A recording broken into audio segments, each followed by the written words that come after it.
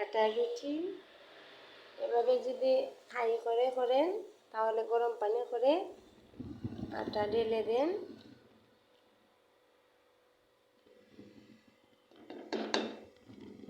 তারপর ধীরে ধীরে এটাকে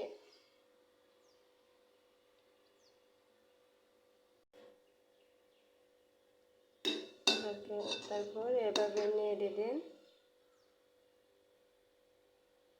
পানি একটু বেশি হয়ে গিয়েছে, তাই আমি একটু পানি কমাবো।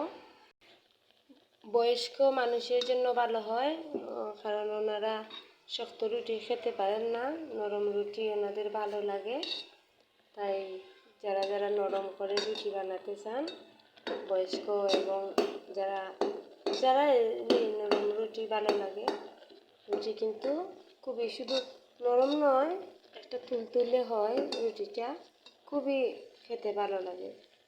তাই এভাবে খাই করে করবেন।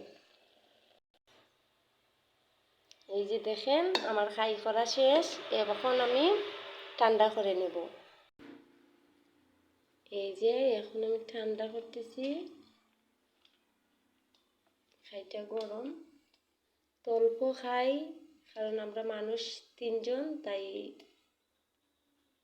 এই খাই দিয়ে আর 10-12টা রুটি হবে, তাই অল্প খাই।